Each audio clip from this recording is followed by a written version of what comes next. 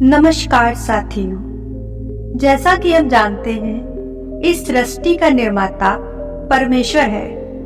परमपिता परमात्मा ने इस धरती पर मनुष्य, जीव जंतु, पेड़ पौधे, नदियां, तालाब, सागर, समुद्र आदि सभी चीजों का निर्माण किया है। ऊंची ऊंची पर्वत शैलियां, ऊंचे ऊंचे शैलखंड, रेगिस्तान तथा ब्रह्मांड में उपस्थित प्रत्येक तत्व का निर्माण हमारे परमेश्वर ने किया है। किंतु इन सभी के बीच मनुष्य एक ऐसा प्राणी है जिसे ईश्वर ने सोचने विचारने की प्रवृत्ति, बुरे भले की पहचान, सही और गलत, कुमार्ग कुमार्ग आदि विशेषताएं दी हैं। किंतु हमारे समाज में, हमारे ब्रह्मांड में जीव जंतु तथा पेड़ पौधे और भी तत्व जो मौन रहते हैं फिर भी अपना जीवन जीते हैं, उन पे अत्याचार करना बिल्कुल भी गलत होता है। आइए इसी से जुड़े हुए एक प्रसंग को मैं आपके सामने प्रस्तुत करती हूँ। सुनिए। हमारे समाज में गौतम बुद्ध जैसे महान महापुरुष से कौन परिचित नहीं है। हृदय की एकदम पवित्र, सभी के प्रति करुणा रखने वाले गौतम बुद्ध एक बार नदी के किनारे से जा रहे थे। उन्होंने देखा कि वहां पर एक मछुआरा पानी में जाल डालता, उसमें मछलियां फंसाता और फिर उन्हें बाहर निकालकर फिर से पानी में जाल डाल देता। कुछ समय तक गौतम बुद्ध उसकी यह क्रिया देखते रहे। तत्पश्चात वे उनके पास गए और उन्होंने कहा, साथी, तुम ये क्या कर रहे हो? तुम बार बार जाल को पानी में डालते हो, मछलियां फंसाते हो, फिर उनको बाहर रख के फिर मछलियां पकड़ने लगते हो। ऐसा क्यों कर रहे हो? वह मछुआरा उनका उत्तर देते हुए कहता है, स्वामी, मैं अपनी जीविका चलाने के लिए मत्स्य पालन का कार्य करता हूँ।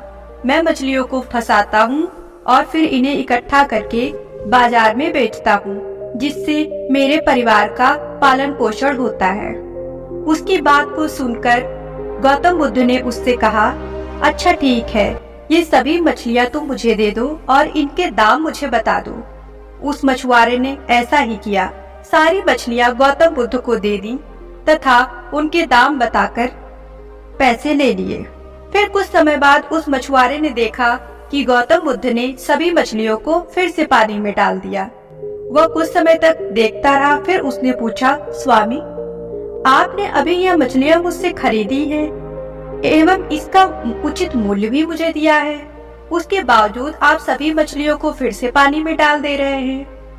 गौतम बुद्ध शांति पूर्वक उसकी बात को सुनते रहे और कुछ समय बाद प्रत्युत्तर देते हुए कहते हैं कि बेटा, इस समाज में हर किसी के अंदर जान होती है। हर किसी के अंदर दुख की अनुभूति, सुख की अनुभूति, दर्द की अनुभूति सब कुछ होता है। माना कि ये मछलियाँ जिन्हें हम महसूस नहीं कर सकते हैं कि उनका दर्द क्या है, वे पानी के बिना कितना तड़प रही हैं, उन्हें सांस लेने में दिक्कत होती है। लेकिन अगर हम अपने हृदय से इन्हें समझें, इनके दर्द को समझें, तो हम भी ये समझ सकते हैं कि अगर एक पल के लिए भी हमें ऑक्सीजन ना मिले तो हम कितना झटपटा जाते हैं। उसी बात ये मछलियां हैं। तुमने इन्हें पानी से अलग कर दिया, इनके अंदर की झटपटाहट को तुम नहीं समझ सकते हो।